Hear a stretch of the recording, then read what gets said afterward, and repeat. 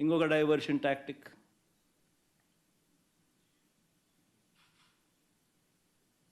అసలు ఆ బోట్లన్నీ అక్కడ ఎందుకున్నాయి?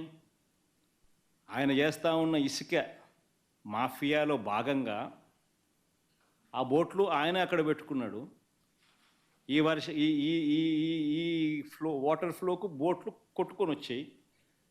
మరి ఆయన 4 నెలల కాలంలో ఆయన 4 నెలల కాలంలో ఆయన పెట్టుకున్న బోట్లు కొట్టుకొని వచ్చి ఆ బోట్ల వల్ల ప్రకాశం బ్యారేజీ మునిగిపోతుందంట. అది ఇంకొక డైవర్షను. విశాఖపట్నం స్టీల్ ప్లాంట్ అమ్మకం మీద కూడా కొత్త మెడికల్ కాలేజీలో ప్రైవేట్ పరం చేసేయాలన్న స్కాముల ఆలోచన మీద వాటి మీద కూడా ఆందోళన జరుగుతూ ఉంటే ముగ్గురు సీనియర్ అధికారుల మీద సస్పెన్షన్ వేటు వేస్తూ అది ఇంకొక డైవర్షన్.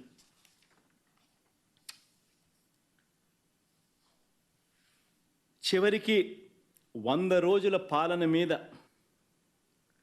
చంద్రబాబు నాయుడు గారి 100 రోజుల పాలన మీద దృష్టి పెట్టేసరికి ఇప్పుడు తిరుమలకు వచ్చే నెయ్యి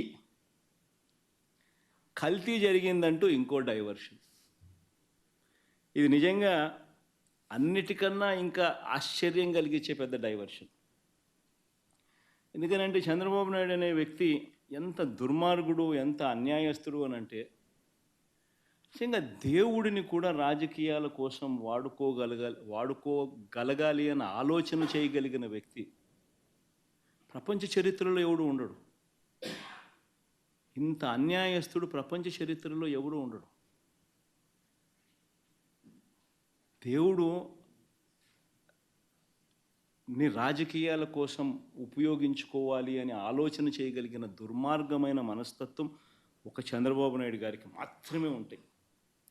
నిజంగా ఇది ఎంత దారుణమైన డైవర్షన్ పాలిటిక్స్ అంటే, ఒకవైపున 100 రోజులు చంద్రబాబు నాయుడు గారి పరిపాలన మీద ప్రజలందరూ కూడా చంద్రబాబు నాయుడు మీద కోపం వెలుపుచుతూ ఉన్నారు. ఏమైనా మా సూపర్ 6లు, ఏమైనా మా సూపర్ 7లు అని చెప్పి ప్రజలు నిలదీస్తూ ఉన్నారు. ఇలాంటి నేపథ్యంలో ప్రజల మనసును డైవర్ట్ చేసేందుకు చంద్రబాబు నాయుడు చేస్తూ ఉన్న అతి దుర్మార్గమైన ఆలోచన ఈ కట్టుకథ. నిజంగా ఈ కట్టుకథ ఎంత దుర్మార్గము అనేది నేను మీ అందరికీ కూడా ఒక కొద్ది నిమిషాలు మీ టైంలో ఇస్తే నేను ఎక్స్ప్లెయిన్ చేస్తా.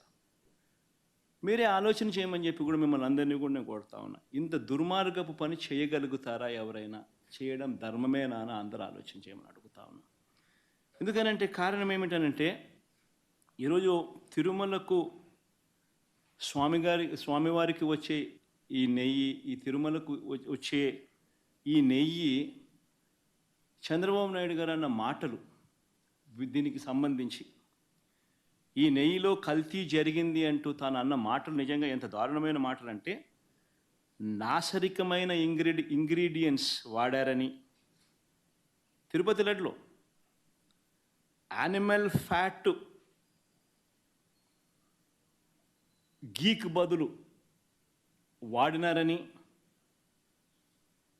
ఇదే పెద్ద మనిషి చంద్రబాబు నాయుడు ముఖ్యమంత్రి హోదాలో ఉంటూ ఒక ముఖ్యమంత్రిగా తాను మాట్లాడిన మాటలు ఇవి. నిజంగా ఒక ముఖ్యమంత్రిగా ఉన్న వ్యక్తి ఈ మాదిరిగా అబద్ధాలు ఆడడం ధర్మమేనా? కొన్ని కోట్ల మంది వెంకటేశ్వర స్వామి భక్తులు దేశవ్యాప్తంగా కాదు ప్రపంచవ్యాప్తంగా ఉన్నారు. వారందరి మనోభావాలతో ఆడుకోవడం ధర్మమేనా? నిజంగా అసలు ప్రొసీజర్ ఏంది, ప్రక్రియ ఏంది, ఎలా జరుగుతుంది అన్నది నిజంగా కూడా అందరూ ఒక్కసారి ఆలోచన చేయాలి. ఈరోజు ఈ నెయ్యి సప్లై చేసే ఈ కార్యక్రమం ఏదైతే జరుగుతూ ఉందో, ఇదేదో కొత్తగా జరిగే కార్యక్రమం కాదు. ఇది ప్రతి 6 నెలలకు ఒకసారి ఇది రొటీన్గా రెగ్యులర్గా జరిగే కార్యక్రమం. ప్రతి 6 నెలలకు ఒకసారి ఆన్లైన్లో టెండర్లు పిలుస్తారు. ఆ ఆన్లైన్లో పిలిచిన టెండర్లకు ఆధారంగా కంపెనీలు కోట్ చేస్తాయి. L1 ఎవరికి వస్తారో వాళ్ళని బోర్డు అప్రూవ్ చేస్తుంది. ఇది రొటీన్గా 6 నెలలకు ఒకసారి రొటీన్గా జరిగే కార్యక్రమం. మరి రొటీన్గా జరిగే ఈ కార్యక్రమం ఏదైతే ఉందో దీనికి సంబంధించి ఆ క్వాలిఫికేషన్ క్రైటీరియా ఇటువంటివన్నీ కూడా కొత్తగా మార్చింది ఏమీ ఉండదు. ఎవడు మార్చేది ఏమీ లేదు, కొత్తగా మార్చింది అంతకన్నా లేదు. ఎప్పటి నుంచో జరుగుతున్న ఈ క్వాలిఫికేషన్ క్రైటీరియా తిరుమల తిరుపతికి సంబంధించిన వెంకటేశ్వర స్వామికి సంబంధించిన లడ్డు అనేది ఎంత ప్రసిద్ధి కాంచిన లడ్డు అంటే దానికి సంబంధించిన లడ్డు తయారీలో వాడే ఈ నెయ్యి కానీ వాడే ఇంగ్రీడియంట్స్ కానీ ఇవన్నీ కూడా దశాబ్దాలుగా జరుగుతూ ఉన్నాయి. ఇవన్నీ ప్రొక్యూర్మెంట్ ప్రాసెస్ అనేది దీని కొత్తగా ఎవడు వచ్చి చేసేది ఏమీ లేదు, ఎవడు కొత్తగా దాంట్లో ఏలు పెట్టేది లేదు. రొటీన్గా జరిగే ఈ కార్యక్రమం ఈ 6 నెలలకు ఒకసారి రొటీన్గా జరిగే కార్యక్రమంలో ఎవరు L1గా వస్తారో వారికి ఇస్తారు.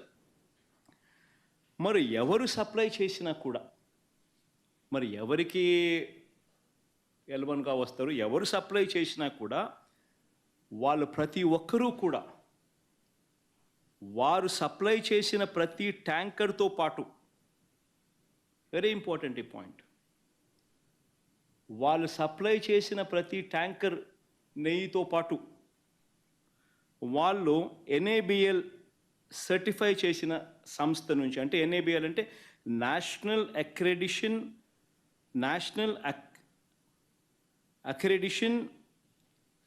NABL national accreditation board for labs, national accreditation board for labs certify చేసిన సంస్థ నుంచి ప్రోడక్ట్ క్వాలిటీ సర్టిఫికేట్ తీసుకొని రావాలి. రూల్ వచ్చిన తర్వాత ఇక్కడ TTDలో ఆ ట్యాంకర్లో నుంచి 3 శాంపుల్స్ తీసుకొని 3 రిపోర్ట్స్ పాస్ కావాలి. ఇది routine process, compulsory process for anybody.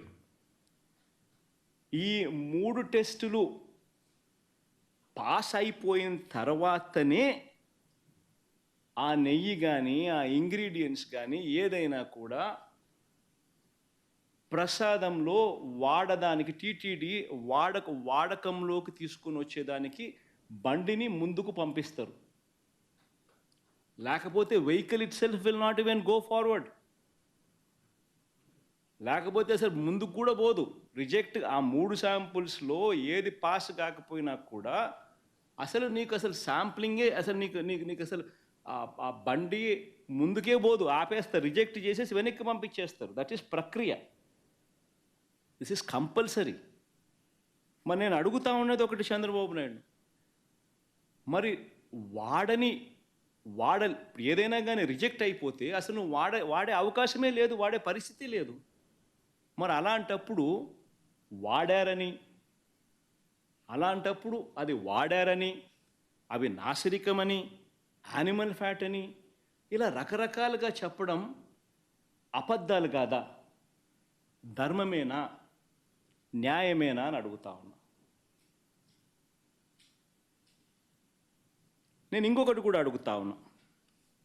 ఈ మాదిరిగా ఈ 3 సార్లు ఈ క్వాలిఫై అయిన ఈ నెయ్యి సప్లై చేసే సంస్థ కానీ, ఈ క్వాలిఫై అయిన ఈ సంస్థలు ఎవరైతే ఉంటారో వాళ్ళు national accreditation boards for labs నుంచి సర్టిఫై చేసిన సంస్థ నుంచి ప్రోడక్ట్ క్వాలిటీ సర్టిఫికేట్ తీసుకుని రావడమే కాకుండా ఆ తర్వాత ఇక్కడ TTDలో 3 శాంపుల్స్ తీసుకుని 3 రిపోర్ట్స్ మళ్ళీ పాస్ అయితేనే ఇవి వాడకంలోకి తీసుకొని వస్తారు.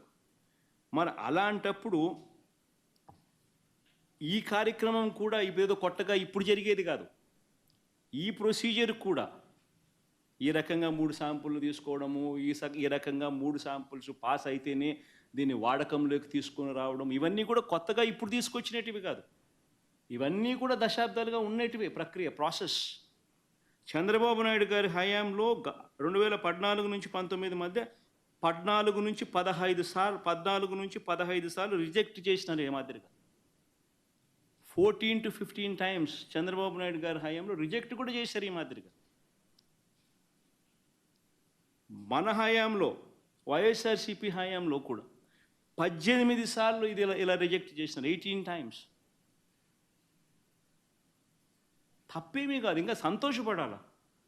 ఒక బ్రహ్మాండమైన ప్రాసెస్ ఉంది. ఆ ప్రాసెస్ ఎంత గట్టిగా పనిచేస్తూ ఉంది అని అంటే, ప్రతి ట్యాంకరు వచ్చిన తర్వాత 3 సార్లు ఆ శాంపుల్స్ టెస్ట్ చేసి దాంట్లో ఉన్న పదార్థాలను 3 శాంపుల్స్ దాన్ని టెస్ట్ చేసి 3 టెస్టులు పాస్ అవుతేనే దానికి యాక్సెప్ట్ చేస్తూ లోపలికి పంపించే కార్యక్రమం చేస్తారు అన్న ఒక మంచి రోబస్ట్ ప్రాక్టీస్ అనేది ఏదైతే ఉందో, ఆ రోబస్ట్ ప్రాక్టీస్ను దాన్ని నువ్వు బ్రహ్మాండమైన ప్రాక్టీస్ ఉంది అని చెప్పి సంతోషపడాల్సింది పోయి, గొప్పగా ప్రాక్టీస్ ఉందని చెప్పి ప్రపంచానికి చెప్పాల్సింది పోయి, మనం చేస్తూ ఉన్న పని ఏమిటి? అబద్ధానికి రెక్కలు కడతా ఉన్నాం, జరగనట్టుగా చెప్తా ఉన్నాం.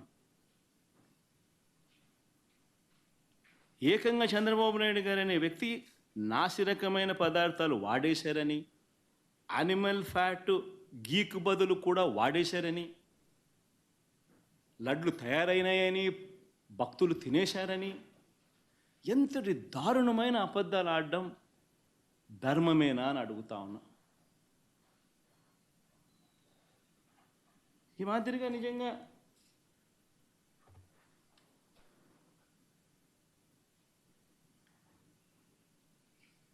ఆశ్చర్య కలిగించే విషయం ఇంకొకటి చెప్పాలి.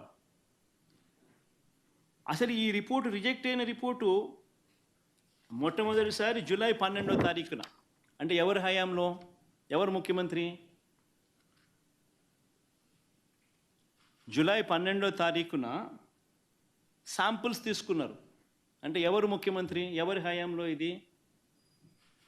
చంద్రబాబు నాయుడు గారు సాక్షాత్తుగా ముఖ్యమంత్రిగా ఉన్న హయాంలో. ఆయన జూన్ 4న ఎన్నికల్లో రిజల్ట్స్ అయినాయి.